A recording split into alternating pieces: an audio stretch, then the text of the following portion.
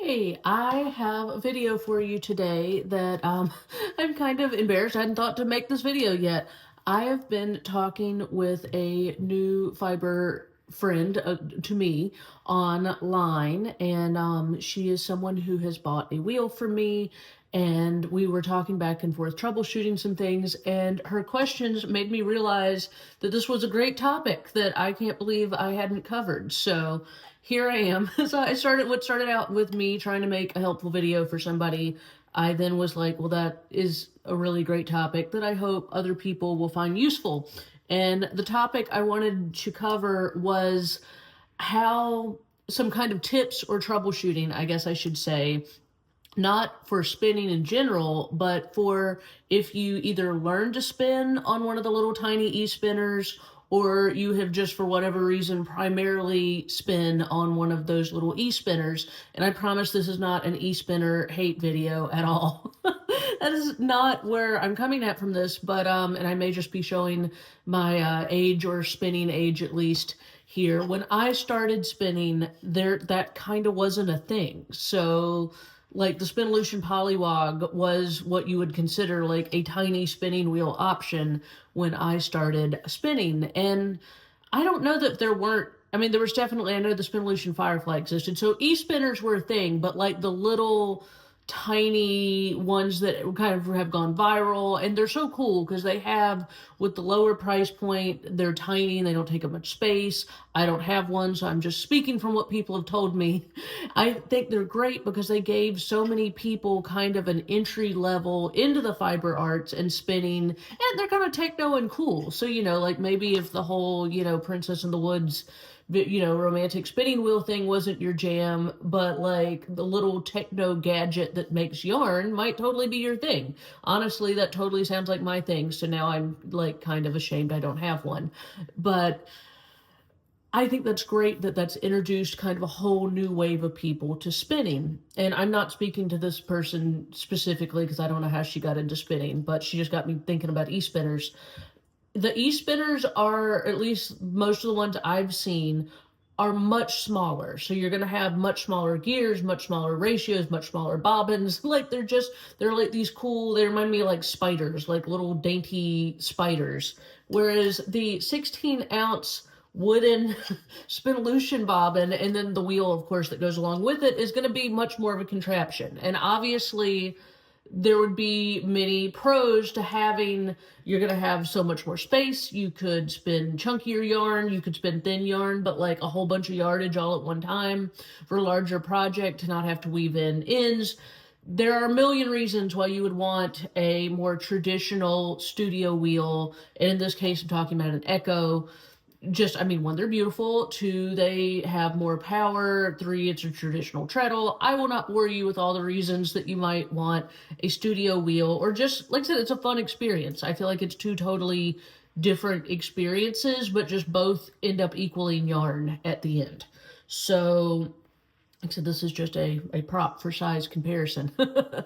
But I have compiled kind of, so like I said, two problems I think people would commonly run into that, like, I could see how that would totally be frustrating, where like you started out spinning on one of these more smaller tabletop e-spinners, and you're like, I love spinning, spinning's great, so you already went through like the aggravation of learning to spin and kind of working out like your flow on it, and then you get like a studio wheel and then like a larger flyer head, and you're all excited about having all these options, and then you start trying to spin again and you're like, dang it, this sucks, I can't do this, I don't like it.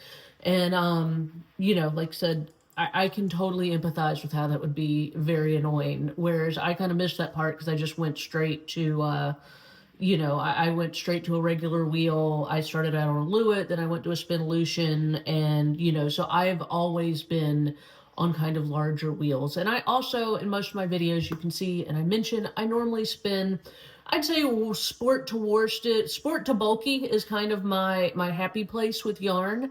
Even though I think this video has kind of inspired me, I think I'm going to try to spin as much really fine yarn as I have ever spun on a 16-ounce bobbin. I think that's going to be my new project, and then chain ply it, just because that'll be like a new exciting adventure for me. And I'm going to do it on a big bobbin to prove that I can do it, but that will be another video and another time. But I have really had fun making this and doing more experiments with the smaller gears. So here are my tips. Please enjoy them, and I sure hope that this helps your kind of, I guess it's a second learning to spin. So you first learned to spin just yarn on an e-spinner, and now you're learning to spin on something that is either traditional wheel or just a little bulkier than what you have used in the past. And I sure hope that this finds you and it's helpful.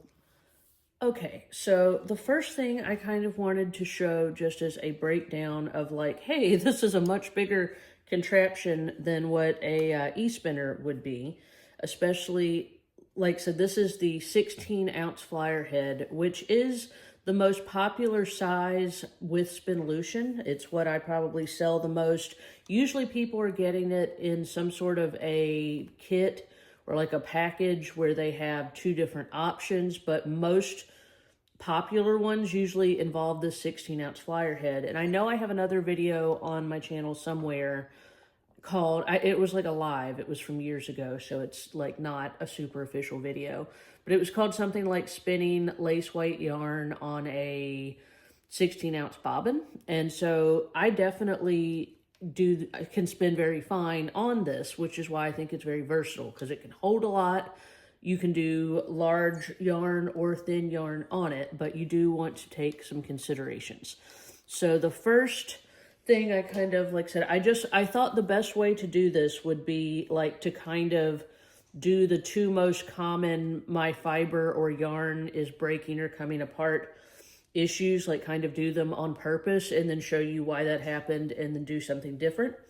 But this is just going to be a much bigger and just more momentum contraption than what you'd be used to on an e-spinner. So let me get going, and then I will show you kind of my mistakes, and then we'll fix them.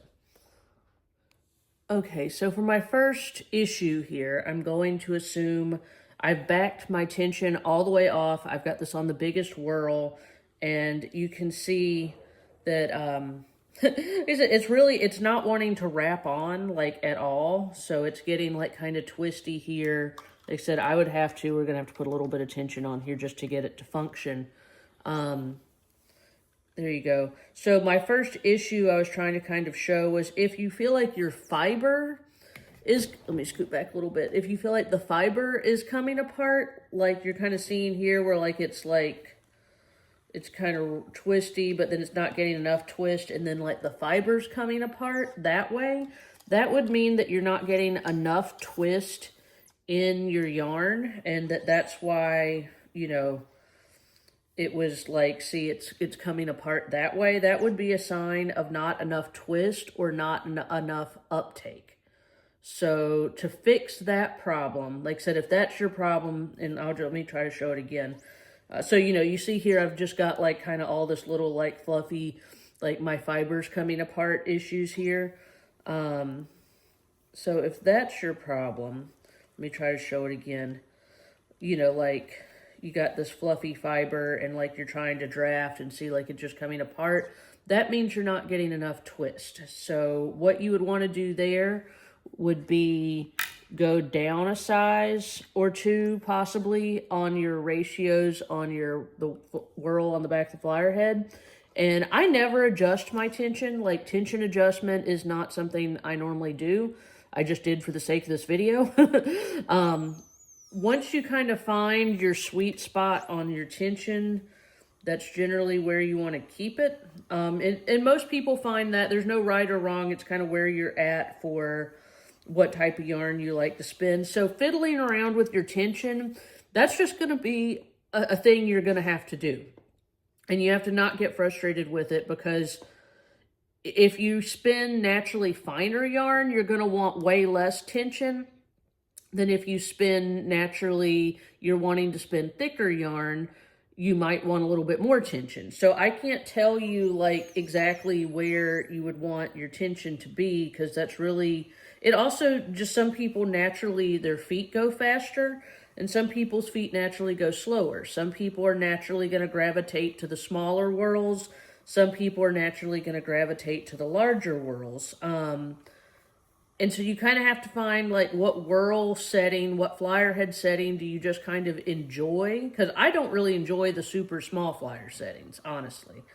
And kind of where do your feet factor in? And then once you figure those two things out, then you can kind of tinker with the tension until you get the tension that is most optimal for your preferred flyer head setting and feet speed, if that makes sense. Because I feel like the feet speed and how you enjoy, which setting you enjoy it on, I feel like that's going to be more of a personal thing for you. And so, like, we're not trying to change you. You're great. So, like, find what works, what your preferences are, and then kind of tinker with the tension to find the high-low sweet spot that suits your spinning style, I guess, if that makes sense. So you can see I'm off to the races here. I've got, I went down a whirl size, so I'm getting more twist.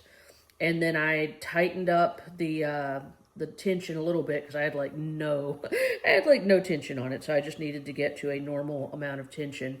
And so now you can see that it's, it's spinning happily and normally.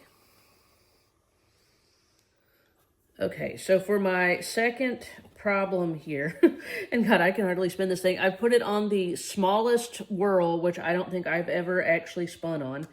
And I did turn the tension like way up, and I couldn't even pedal this thing hardly. It was like really like laborious to treadle. So I did have to really bring the tension out just to even do this. But yeah, it feels, like I said, I don't like using the really small treadles. So see, I'm having to push a lot harder with my feet because each push is making this flyer head. You can see how fast it's going. So if you're trying to spin, if the problem is that you're trying to spin fine and then it's breaking that way, you can see how that's a different type of break than what we were just looking at. This is very thin and it's like getting brittle almost. So if that would be the opposite. That would be like too much twist. So if you've got it on the smallest whirl, and man, I can hardly even hold on to this. See how like, see how crazy yeah. If this is what you're getting where it's literally breaking from tension, that would be the opposite problem. That is too much twist, which is why I don't personally, and like I said, if you wanted to spin super lace weight yarn on the smallest whirl, like I said, I never even used the smallest whirl. You would have to pretty much take your tension block off, I think, in my opinion.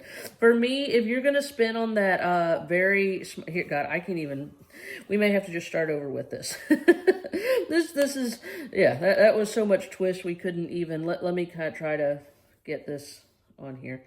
Let me try to reattach some fiber here. If you wanted to spin on the smallest ratio, see how slow my feet are going? This feels so weird to me, but oh man, it's actually really nice. Okay, so if you, and I mean, that is, you can see I'm spinning. I mean, you might not be able to see. That is the smallest yarn I personally think I could spin. I mean, it looks like something off like a sewing machine bobbin. That's very, very small. So here, I think we need a little bit of uptake. If you're wanting to spin that type of yarn, like just crazy fine fiber, you would want to put it on, I've got this on the smallest whirl on my Echo, and my feet are going so slow. I'm used to treadling much faster than this, so this is actually, this is a fun experiment for me because I'm not used to, this is like a whole new world of spinning here. This wheel has a lot of power and momentum on this Echo, but you can spin super duper fine on it. You're going to want to really slow your feet down. So I've got this on the smallest whirl. I've got really small feet. I pretty much backed this all the way off to, I mean, you can see it's like loose almost. And that's how lace weight spinners, you want like no tension on here hardly. So unscrew this till like the plastic part is, you know, there's zero tension and you can kind of like, you know, move it around like that. And then very, very slowly increase the tension, because you don't want it to get twisty. So you do need some tension, but like really not much. So see if that was the opposite problem. So if you have, I would say the problem here, if you were having the like breaking problem that I showed at the beginning of this little section, to me that would be, let's think about this. I was on the smallest whirl, I had too much tension, and my feet were going too fast. Honestly, I think the feet going too fast part was probably the worst problem there. So you want to if you're getting that like brittle breaking, way too much tension problem, or not tension, way too much twist problem, you want to slow your feet way, way, way down. And you want to take your tension basically all the way off and then very, very slowly add it back in. And then it's just going to be, you know, it's going to be an adjustment to, you just really, like I said, I just really want you to see how slow my feet are going. I may do this at a different angle. Here we go. This is how slow my feet are going. And I'm holding the camera, so I'm not really spinning right now. But you can see how slow my feet are going. I've got this, let's see. This is so loose. Like I said, you can see I can like manually move the spring. This is pretty loose. So this is pretty much all the way up. And then this is on the smallest setting in the back. So that is how, and like I said, if you wanted to spin just super, super thin, there you go. Like I said, I've butchered this poor yarn at this point, so you can't even really see a good example. But you can see in the other video. But the feet, here, I don't even really need to spin. You're going to want to spin the smaller whirls. There's much more effort in pushing with your feet. You see, I'm not much more effort, but versus the larger whirls. So not effort in comparison to, you know, general, but in comparison to the larger whirls. So that's how slow and deliberate I was going with that small whirl. Because see how fast each rotation of this wheel, see how that's impacting how quickly that's going on that small whirl? Whereas, let me put it on a bigger one. Put it all the way up. Okay, so it's on the biggest whirl now. See if I go that same speed with my feet, see how much less spinning is happening on the flyer head. So that's the same speed with my feet. So if you were spinning on a high gear, for, you know, you can definitely, and this is probably my normal foot speed. This is probably my normal foot speed right here. So you can kind of see, this is, and if you watch like any of my videos, kind of the speed that my wheel is normally going at. And here, there you go. When I was doing it on the smallest one, I was really going this speed, which is way slower than you're used to seeing me spin.